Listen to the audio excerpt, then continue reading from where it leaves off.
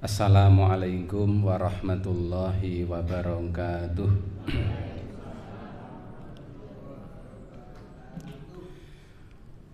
Alhamdulillahirabbil alamin. Alhamdulillahilladzi hadana li hadza wa ma kunna linahtadiya laula an hadanallah. Asyhadu an la ilaha illallah wahdahu la syarikalah wa asyhadu anna Muhammadan abduhu wa rasuluh.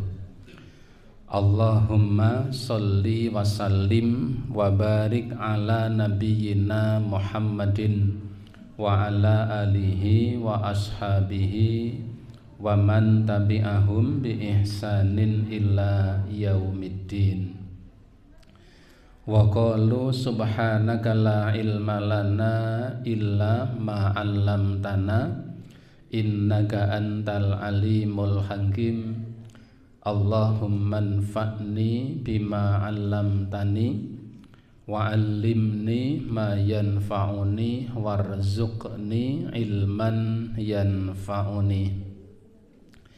Ibu bapak sekalian, para jamaah rahimakumullah, alhamdulillah senantiasa kita bersyukur kehadirat Allah Subhanahu wa taala karena hingga pagi hari ini Allah taala senantiasa berkenan melimpahkan nikmat serta karunia-Nya kepada kita semuanya, sehingga pagi hari ini kita masih diberi oleh Allah Ta'ala nikmat yang sangat banyak.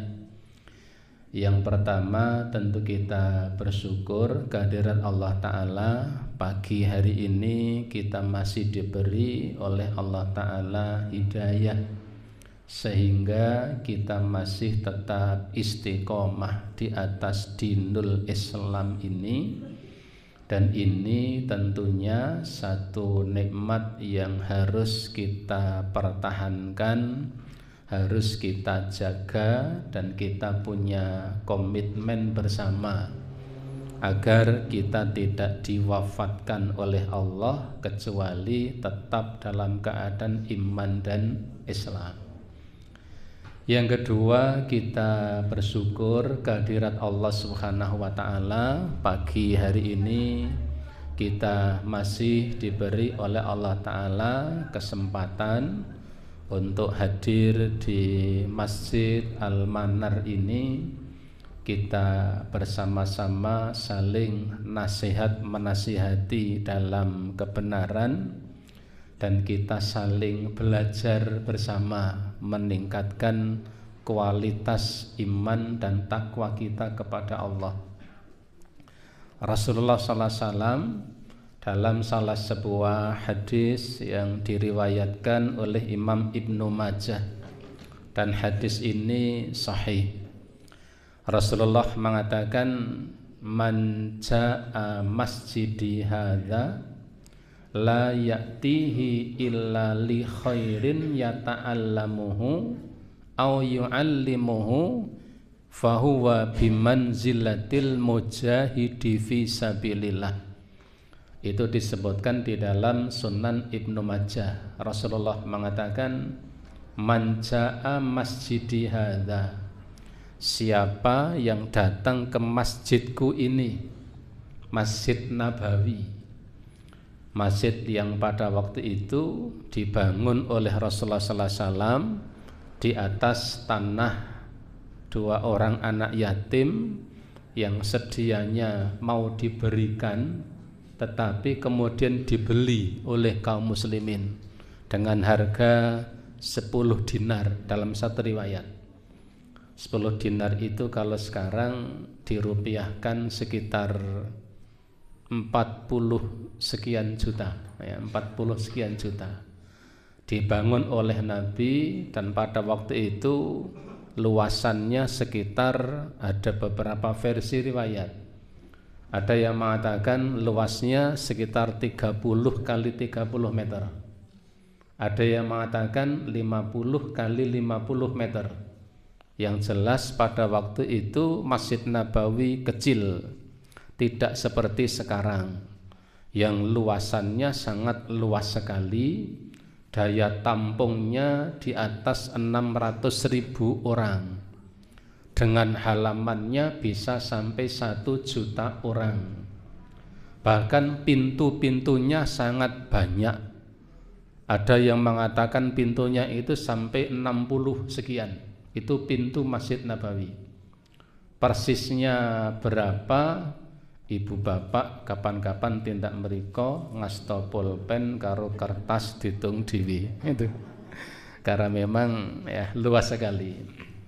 Nah, Rasulullah mengatakan begini, man jaa masjidi hadza, siapa yang datang ke masjidku ini, la ya'tihi illa li khairin yata'allamuhu, kemudian dia tidak datang ke masjidku ini kecuali untuk kebaikan yang akan ia pelajari.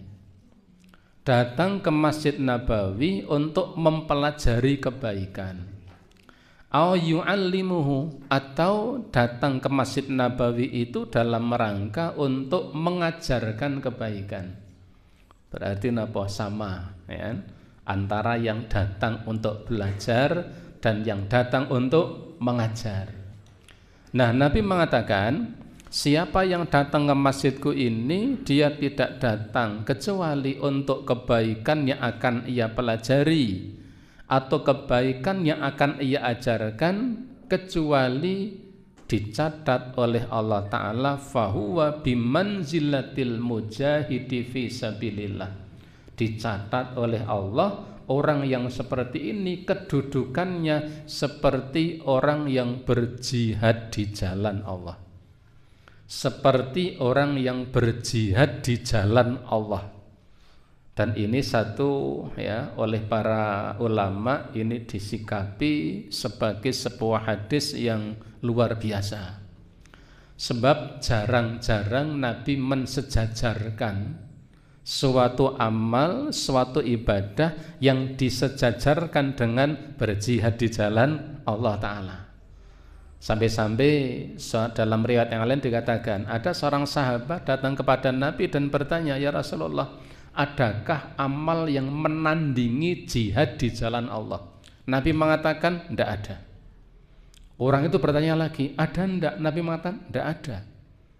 Ya, Nabi mengatakan, tidak ada. Kalau toh ada, kata beliau, kalian tidak akan mampu. Karena yang bisa menyaingi, yang bisa menandingi jihad di jalan Allah itu adalah ketika ada seseorang yang keluar dari rumahnya untuk berjihad.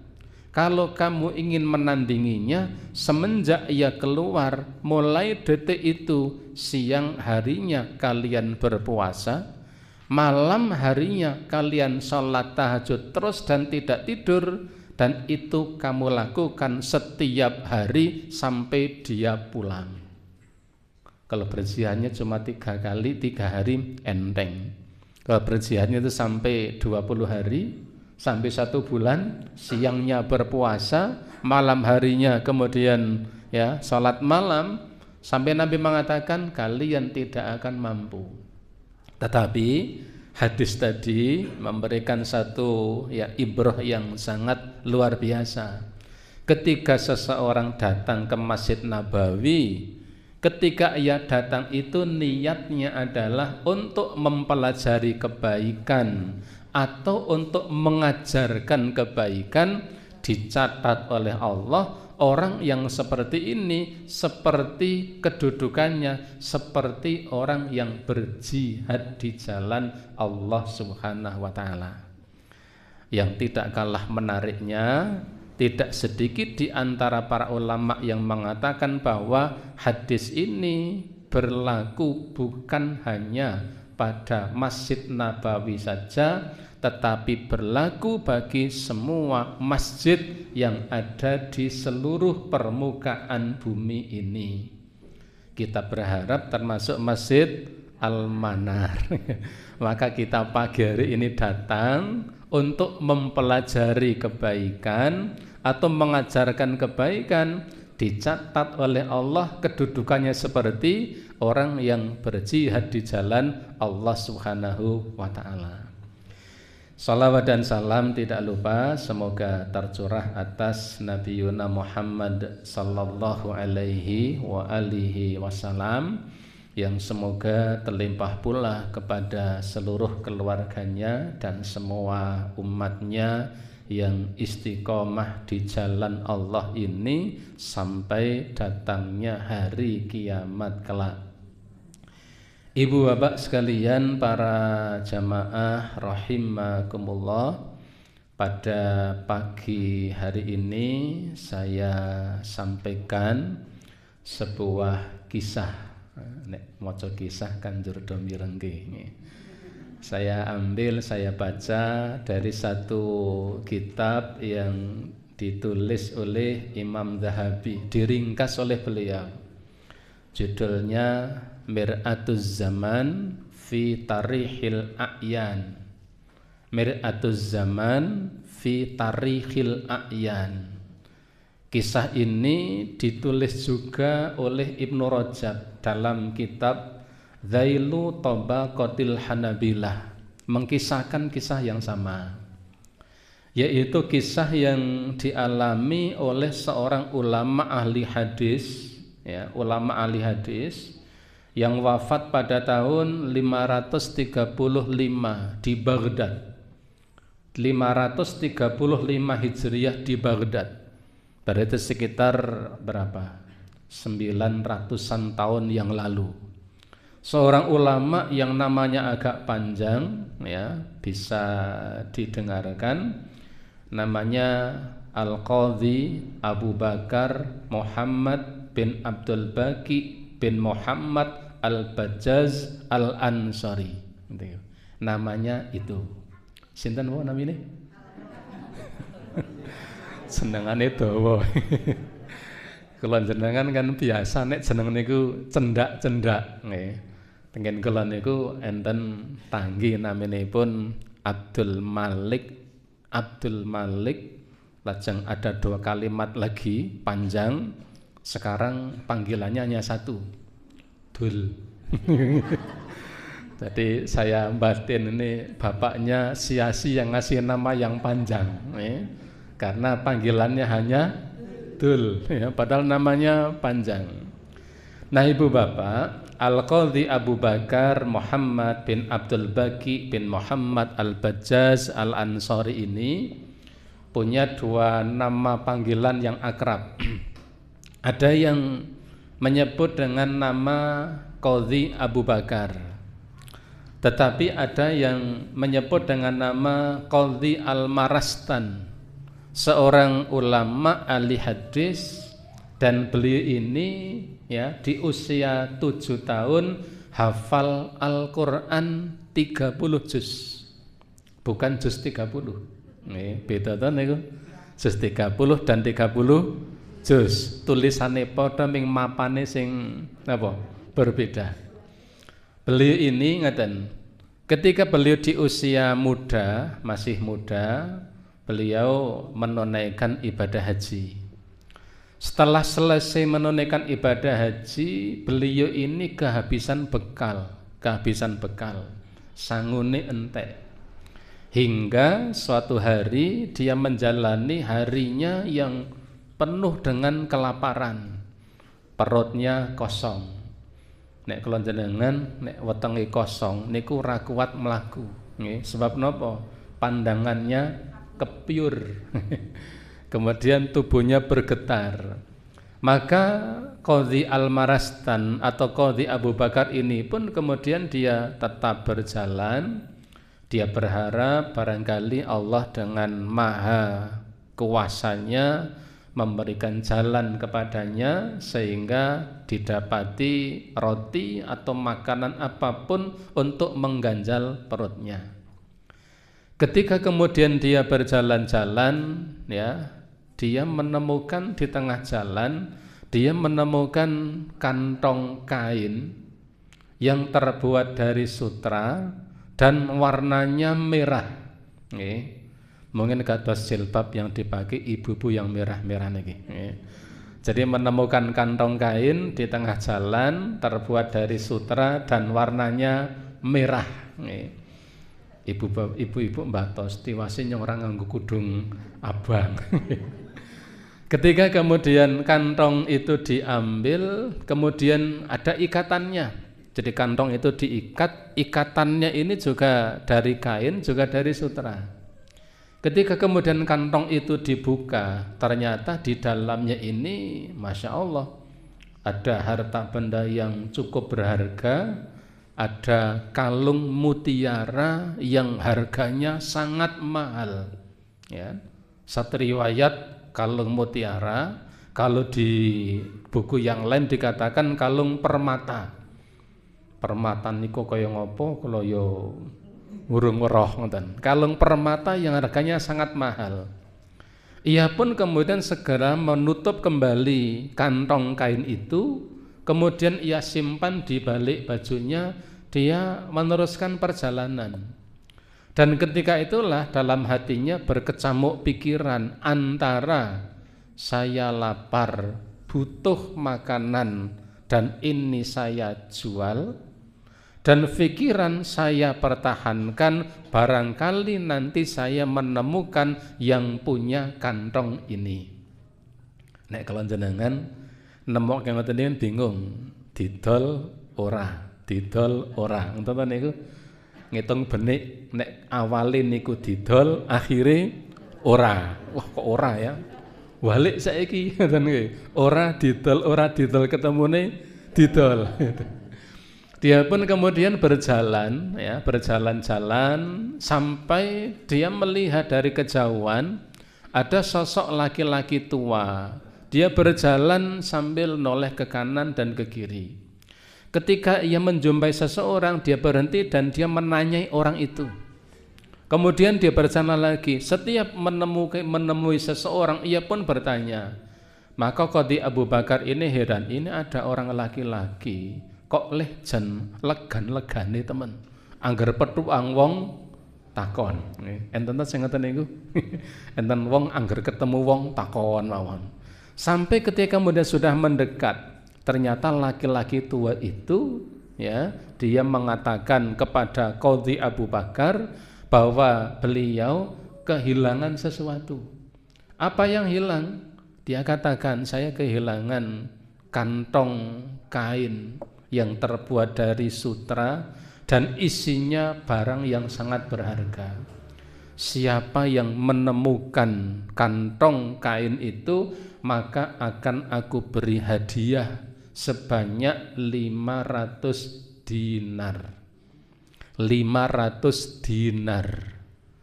500 dinar itu bukan harta yang sedikit. 1 dinar itu sama dengan emas 4/4 gram, 22 karat. Itu 1 dinar. Berarti 1 dinar pinten rupiah niku? Sekitar 4 jutaan. 4 juta kali 500 pinten niku? Popok esok ngitung duit riyen. Ya, 4 juta kali 500 berapa niku? 2 miliar. 2 miliar niku uang yang sangat banyak. Nek nggo tumbas sing jenengan aston niku, plastik sing isine napa niku? Niku nek 2 miliar gawe tuku niku, wah kebak ting mriki niki, itu bakwan niku. Maka kemudian dia mengatakan, siapa yang menemukan kantong itu akan aku beri hadiah imbalan 500 dinar. Ketika itu kemudian Qadhi Abu Bakar kepada orang itu mengatakan, mari aku beritahukan sesuatu. Maka laki-laki itu dibawa masuk ke sebuah bangunan, lalu ditanya oleh Qadhi Abu Bakar, yang hilang dari panjenengan itu apa? Gini, saya kehilangan kantong kain, saya ikatannya itu juga kain dari sutra. Isinya apa? Qadhi Abu Bakar mengatakan, oh pas, kantongnya kain dari sutra, warnanya merah, dan saya ikat dengan kain dari sutra juga. Ditanya lagi, isinya apa? Dia menjawab, isinya harta benda, salah satunya adalah kalung permata.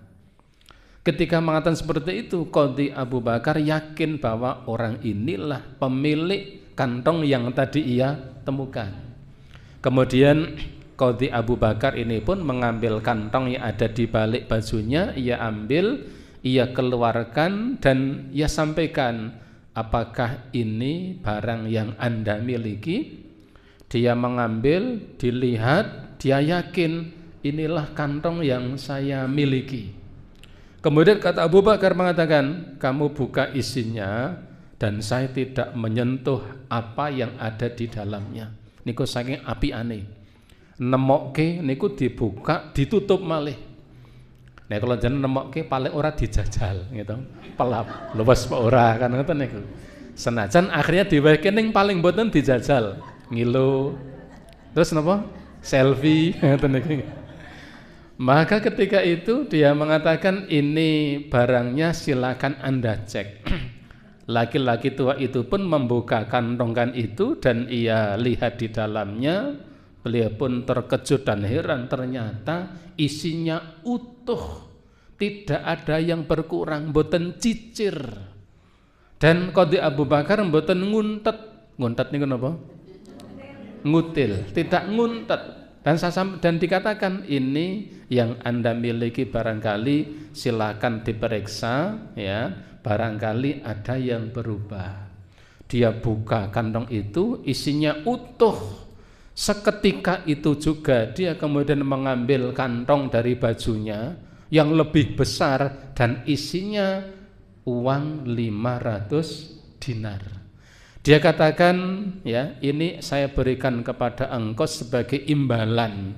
Karena saya sudah mengatakan siapa yang menemukan kantong ini maka akan aku beri imbalan, yaitu uang 500 dinar. Saya membayangkan jadi Qadhi Abu Bakar niku, wah lumayan oleh 500 dinar, 2 miliar ora kangelan nyambut gawe ya.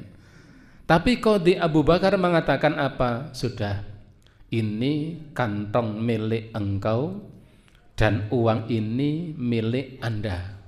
Saya hanya menemukan di tengah jalan, saya tidak punya hak untuk mengambilnya dan kantong ini aku berikan kepada engkau. Saya berharap ini mendapatkan balasan dari Allah. Dan silakan uang 500 dinar untuk Anda simpan kembali.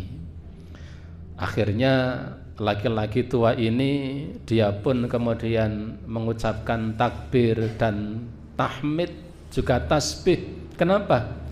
Ia masih menemukan ada seorang pemuda, laki-laki muda yang akhlaknya begitu luar biasa. Kemudian sebelum dia pergi, dia pun mendoakan kebaikan bagi pemuda itu. Tetapi di sepanjang jalan, laki-laki tua ini kemudian terus mulutnya berkomat kamit. Komat kamit niku napa?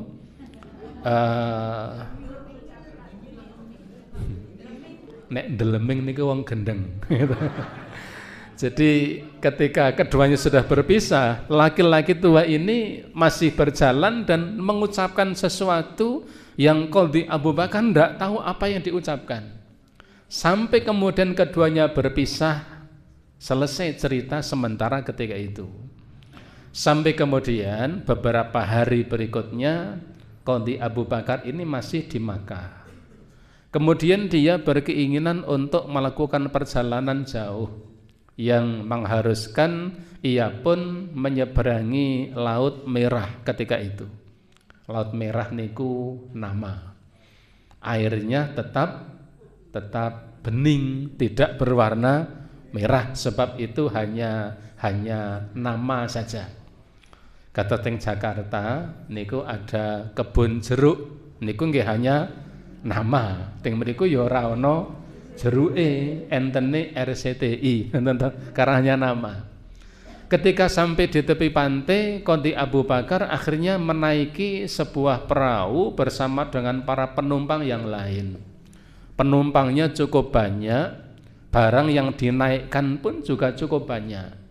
Sampai ketika kapal itu berlayar terus sampai ke tengah lautan, tengah laut, Tiba-tiba ya langit pun kemudian gelap, mendung, lalu turun hujan yang sangat deras. Kemudian datang badai yang cukup besar. Gelombangnya pun kemudian menjadi besar dan akhirnya ketika itu kapal itu pun pecah. Kapal itu pecah tertabrak ombak sampai kemudian orang yang ada di atas kapal itu pun kemudian hanyut, barang-barangnya pun juga hanyut, termasuk Qadhi Abu Bakar. Qadhi Abu Bakar kalau hanyut berarti ceritanya mboten bersambung.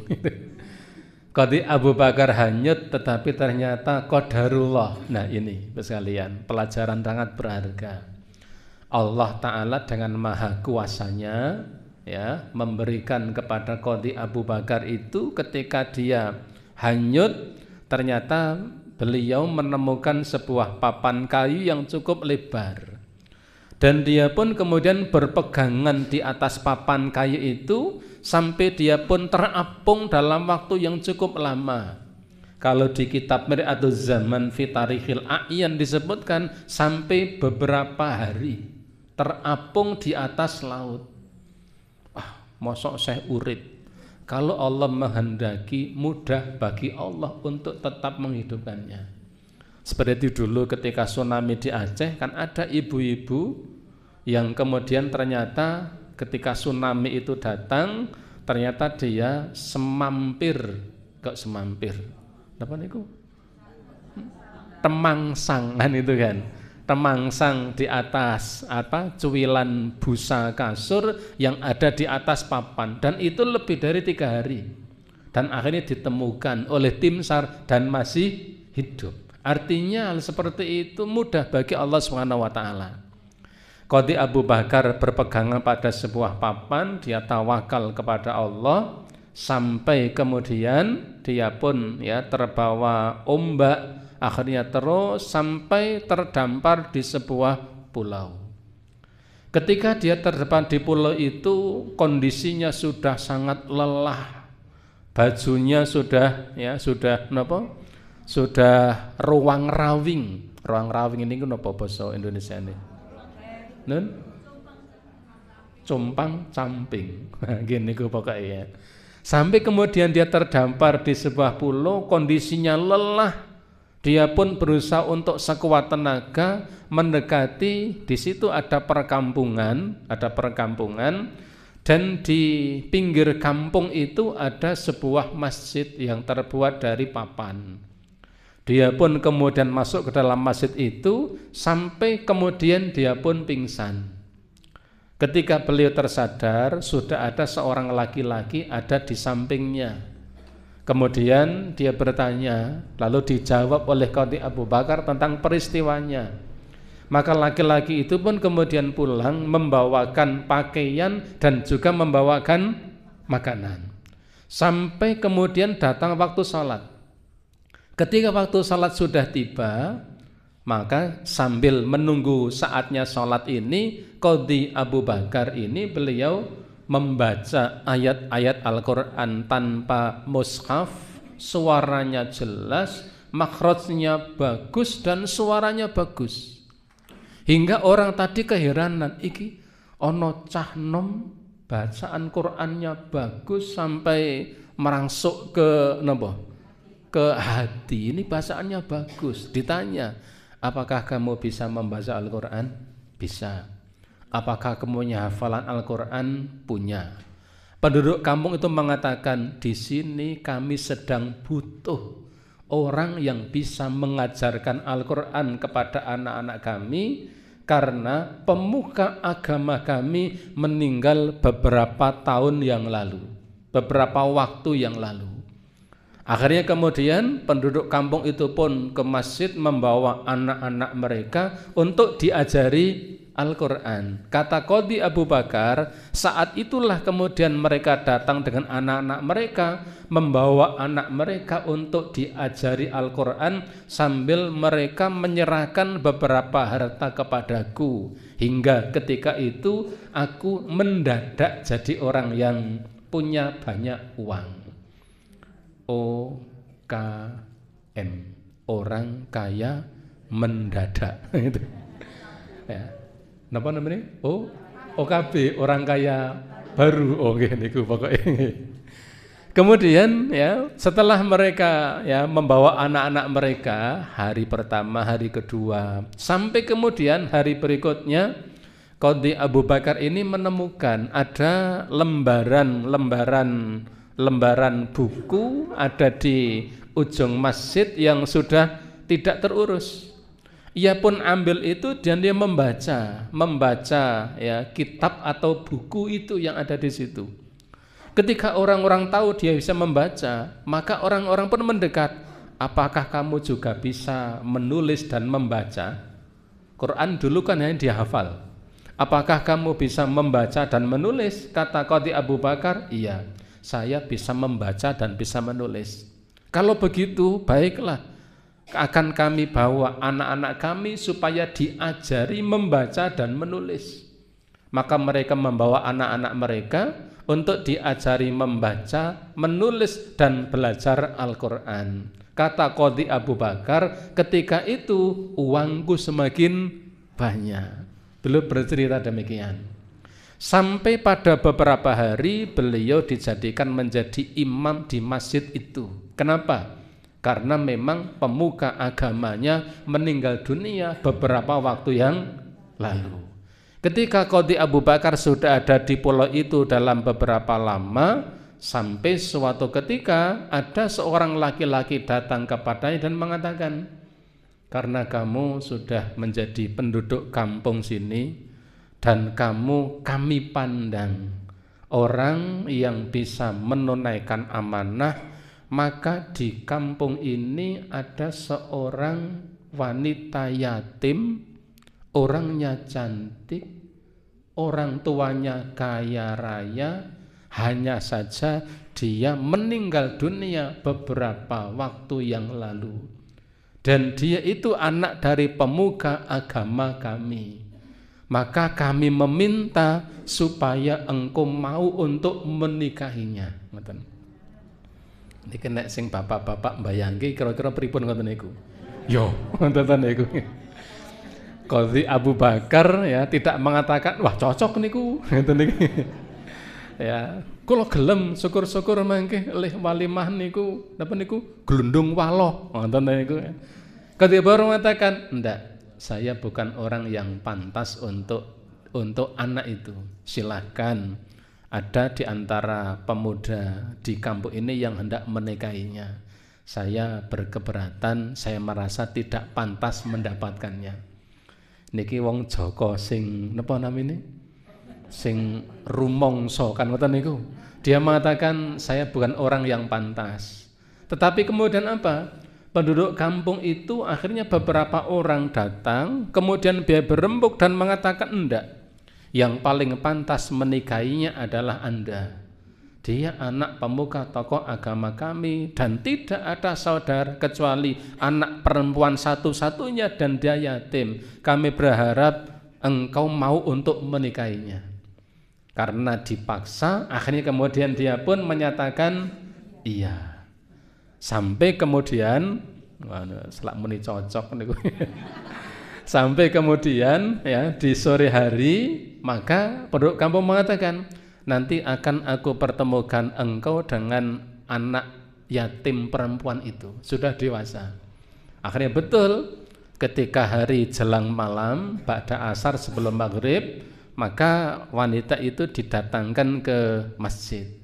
Dan pada waktu itu dibersamai oleh beberapa pemuka kampung itu, beberapa laki-laki mengantarkan wanita itu. Ketika Qadhi Abu Bakar kemudian diperlihatkan wanita itu, maka Qadhi Abu Bakar ketika itu matanya terbelalak. Kriyen ampun suudzon. Qadhi Abu Bakar melihat ada sesuatu yang menurut dia aneh. Kenapa? Dia melihat wanita itu memakai kalung permata. Dan dia melihat kalung permata ini, kalung yang sekian tahun yang lalu, ini saya yang menemukan. Tapi kenapa dipakai oleh wanita itu?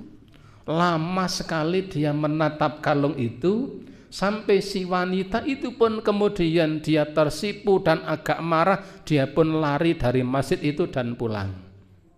Sehingga orang-orang mengatakan apa? Kamu sudah menyakiti hatinya. Kenapa?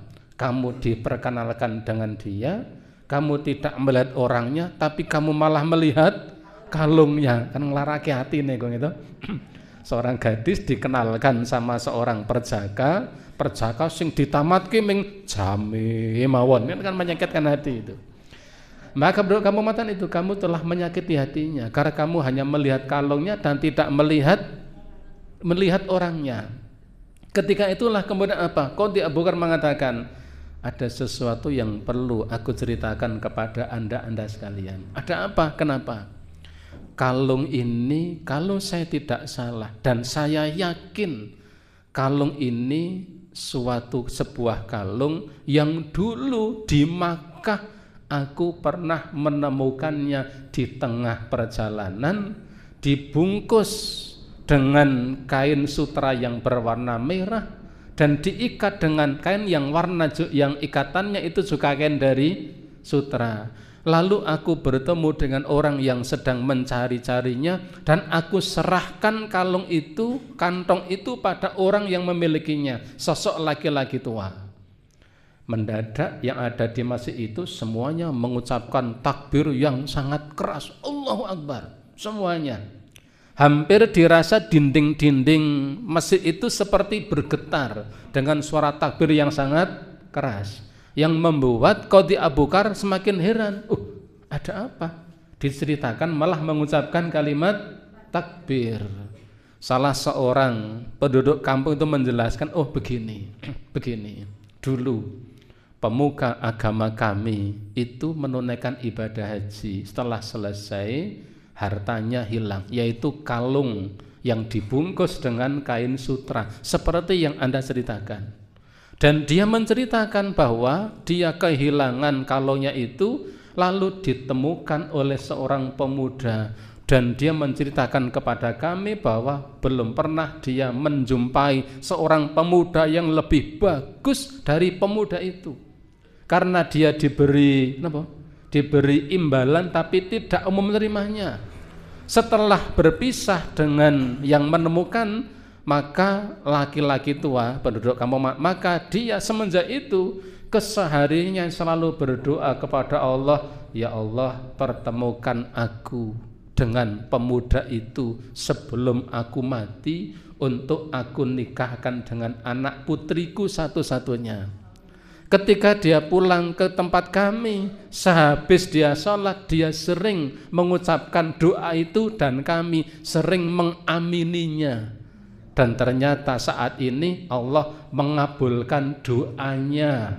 Meskipun dia sudah meninggal dunia, tapi doanya terkabul dengan kamu dinikahkan dengan putri satu-satunya. Akhirnya kemudian keduanya pun dinikahkan. Ya, dari pernikahan itu lahir 2 orang anak. Tetapi Allah Maha Kuasa, selang beberapa waktu ya, istrinya meninggal dunia, sehingga kalung itu pun menjadi warisan untuk dia dan kedua anaknya yang masih kecil-kecil. Tidak beberapa lama, ternyata kemudian kedua anaknya pun juga meninggal dunia, hingga seluruh hartanya termasuk kalung permata itu menjadi miliknya.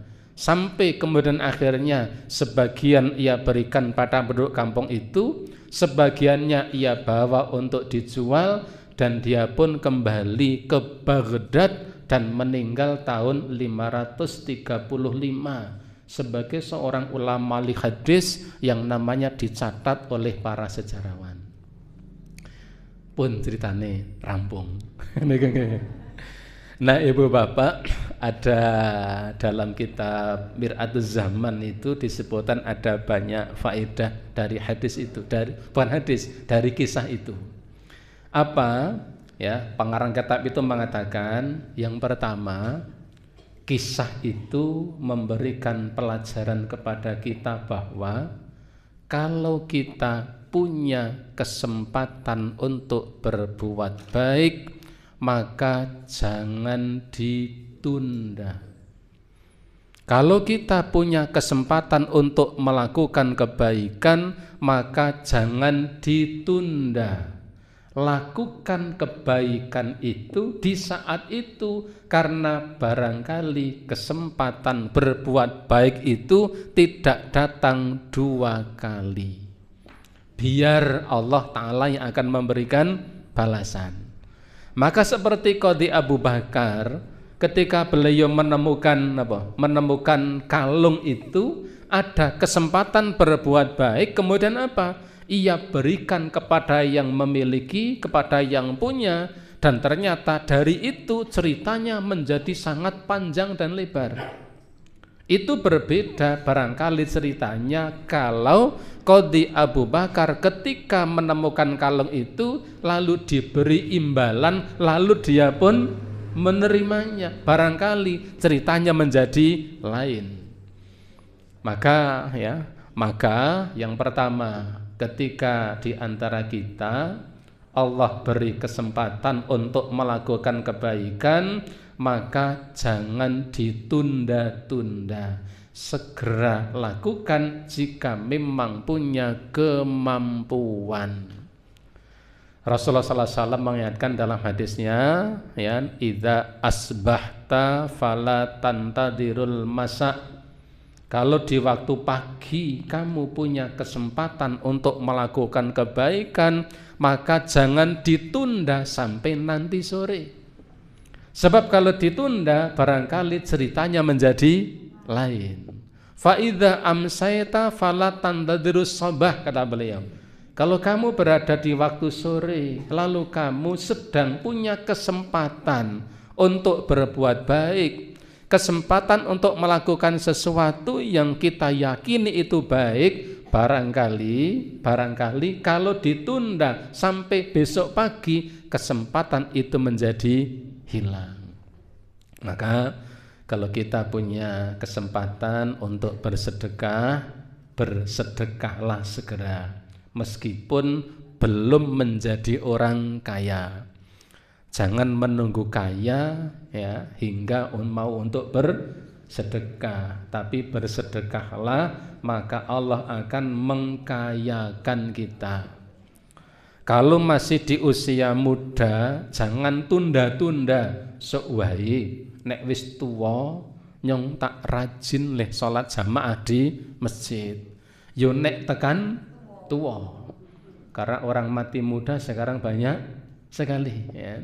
Jangan menunda-nunda untuk melakukan kebaikan ketika kebaikan atau kesempatan melakukan itu ada di depan mata. Itu yang pertama.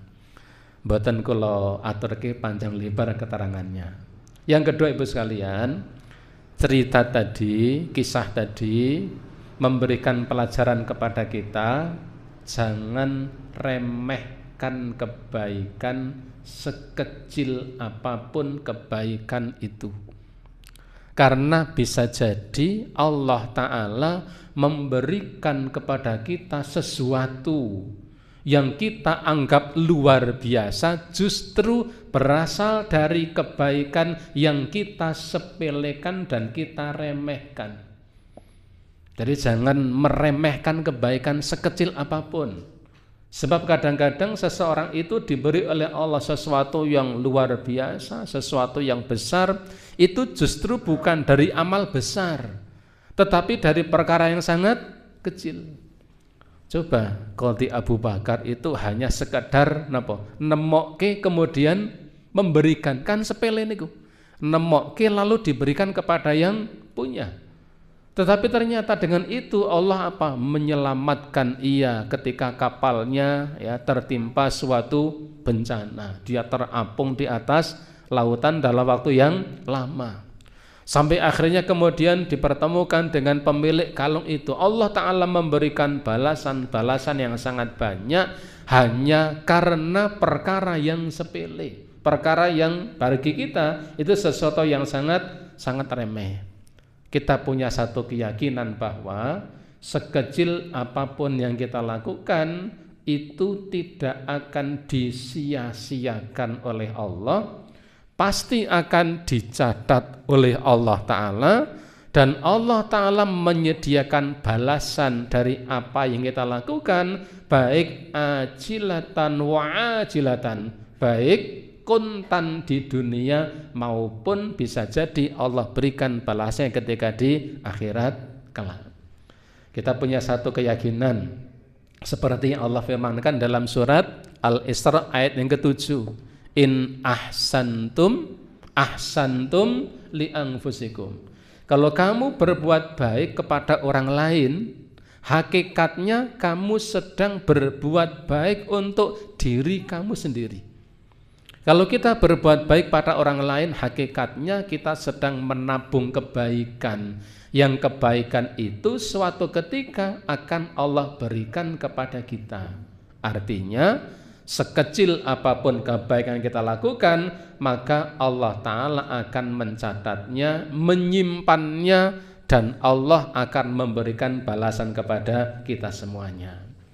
Ibu bapak, ada banyak kemungkinan kebahagiaan, kebaikan, kenikmatan yang sekarang kita semua rasakan, bisa jadi itu hasil dari kebaikan-kebaikan yang kadang kita anggap sesuatu yang remeh. Bisa jadi ya, bisa jadi karena kemudian ya ibu bapak sekalian yang merasa sekarang sedang Allah lancarkan dalam urusan rizkinya, bisa jadi itu karena ibu bapak rajin dalam salat berjamaah, bisa jadi. Bisa jadi ketika kemudian ada di antara kita urusannya dimudahkan oleh Allah, bisa jadi karena rutinitas dalam melakukan salat malam. Artinya apa? Kebaikan, kenikmatan, kebahagiaan, ketentraman, kesenangan yang sekarang ini dirasakan bisa jadi itu hasil dari kebaikan yang pernah kita lakukan dan tidak kita anggap sama sekali. Ternyata di belakang hari itu menjadi sesuatu yang luar biasa. Maka saya membaca sebuah pesan wasiat ya, disampaikan oleh seorang ulama dari Sarang, Bapak Ki Haji Maimun Zubair, sudah meninggal dunia. Meninggal tahun 2019 pas menunaikan ibadah haji. Hari itu malam hari hujan deras, pagi hari beliau meninggal dunia, siang harinya subuh hujan pun masih deras. Awan atau siang harinya itu kemudian mendung ya, terjadi di Makkah ketika itu, sehingga beberapa orang yang mengkultuskan beliau mengatakan apa? Bahwa langit pun ikut berduka karena beliau meninggal dunia. Beliau seorang ulama yang luar biasa keikhlasannya, meninggal dimakamkan di pekuburan Ma'la. Pekuburan yang kalau jamaah haji yang meninggal di sana tidak semua dimakamkan di situ. Hanya orang-orang tertentu, orang-orang penting yang dimakamkan di pekuburan Ma'la. Kalau dari Makkah sebelum pasar Ja'fariyah, nah ibu-ibu biasanya pun tidak haji apal pasar Ja'fariyah. Sebelum pasar Ja'fariyah itu ada pekuburan Ma'la. Beliau dikuburkan di situ. Beliau mengatakan begini, kalau kamu melihat seekor semut terpeleset dan jatuh di air, kamu angkat ia, kamu tolong, barangkali itu menjadi penyebab kamu mendapatkan ampunan di akhirat kelak. Kalau kamu menjumpai batu kecil di jalan yang bisa mengganggu orang yang lewat, kamu ambil batu itu, kamu singkirkan. Barangkali itu menjadi penyebab kamu dimudahkan jalan kamu menuju surga. Kalau kamu menjumpai anak ayam yang terpisah dari induknya, kamu tangkap ia, kamu susulkan ke induknya. Bisa jadi itu menjadi sebab kamu nanti dikumpulkan oleh Allah di dalam surga bersama dengan keluarga kamu. Kalau kamu melihat ada seorang laki-laki tua di pinggir jalan sedang membawa beban, maka kamu tolong kamu angkat bebannya ke kendaraan kamu, karena bisa jadi itu menjadi sebab dilapangkannya rizkimu di dunia. Kalau kamu itu bukan orang yang hebat, bukan seorang ulama, bukan seorang ustadz, tetapi kamu bisa membaca abatasa, kamu ajarkan itu kepada anak-anak kamu, karena bisa jadi itu menjadi amalmu yang paling istimewa kelak di hadapan Allah setelah anak kamu bisa membaca Al-Quran dan ia senantiasa membacanya dan kamu mendapatkan pahala darinya. Artinya apa? Jangan menyia-nyiakan kebaikan sekecil apapun, karena bisa jadi kebaikan yang kita anggap remeh ternyata Allah berikan balasan yang sangat luar biasa. Yang terakhir, karena sudah jam 7, yang terakhir ya, kisah tadi memberikan satu penjelasan kepada kita bahwa masa depan manusia tidak ada yang tahu kecuali hanya Allah Subhanahu wa ta'ala. Apa yang terjadi hari esok itu menjadi rahasia Allah dan hanya Allah saja yang tahu. Kita hanya berkewajiban melakukan sesuatu seperti yang Allah perintahkan kepada kita. Ibu bapak, ketika Nabi Ibrahim alaihissalam diperintahkan oleh Allah untuk menyembelih anaknya, yaitu Nabi Ismail, ketika pisau yang tajam itu sudah ada di pelipis kepalanya. Pelipis niku pundi? Nggih, di mriki nggih. Sekitar niku nggih. Ketika Nabi Ibrahim dengan membawa pisau itu sudah ada di pelipis, yang lain sudah di kening Nabi Ismail. Yang diketahui oleh Ibrahim adalah dia diperintahkan untuk menyembelih anaknya, titik. Dan Ibrahim pun kemudian melakukannya.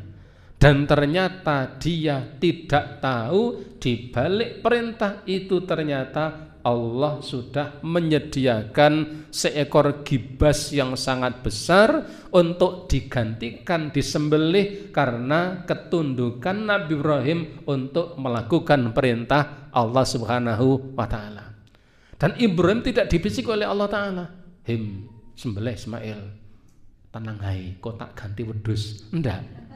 Yang diketahui hanya apa? Saya diperintah untuk menyembelih, dan ternyata di balik perintah itu ada kejutan yang sangat luar biasa. Ketika Nabi Nuh alaihissalam diperintah untuk membuat perahu, beliau tidak tahu nanti setelah membuat perahu itu akan terjadi apa, tidak tahu sama sekali. Yang diperintahkan apa, yang diketahui apa? Saya diperintah membuat perahu dan akan saya lakukan. Dan ketika perahu itu sudah dibuat, ternyata sudah jadi, ternyata kemudian Allah perintahkan Nabi Nuh beserta kaumnya untuk masuk ke dalam perahu itu, dan setelah itu ternyata terjadi banjir bandang yang luar biasa, yang para sejarawan mengatakan kehidupan manusia hampir putus ketika datang banjir bandang yang menimpa kaumnya Nabi Nuh alaihissalam, karena hampir seluruh permukaan bumi tergenangi oleh air bah yang luar biasa. Para sejarawan mencatat apa? Catatannya kan apa? Karena gunung yang sangat tinggi waktu itu pun tenggelam oleh banjir. Nek gunung kok kanglep, apalagi bagian yang bawah. Ketika kemudian Nabi Musa alaihissalam diperintah oleh Allah untuk lari dari kejaran Fir'aun sampai mentok ke Laut Merah ketika itu, kaumnya sudah ada di belakangnya, bertanya pada Nabi Musa, wahai Nabi Musa, ma amara rabbik, wahai Musa, apa yang diperintahkan Tuhanmu kepadamu? Kita suruh lari kemana? Belakangnya sudah Fir'aun dengan tentaranya, depannya mentok segoro. Nabi Musa mengatakan apa? Kita diperintah oleh Allah untuk terus berjalan ke depan kalian. Akal mereka pun kemudian tidak bisa berpikir lagi. Dan ketika itu Allah memerintahkan kepada Nabi Musa, wahai Musa, pukulkan tongkatmu ke lautan. Nabi Musa tidak berpikir nek bardi napa niku? Nek bardi pentungki akan terjadi apa? Blank, blas. Yang diketahui Nabi Musa hanya saya diperintahkan oleh Allah untuk memukulkan tongkat ini. Maka ketika tongkat itu dipukulkan, kemudian apa? Laut pun terbelah, terpampang jalan yang sangat lebar, sehingga Nabi Musa selamat dari kejaran Fir'aun dan beserta bala tentaranya. Artinya apa Ibu sekalian?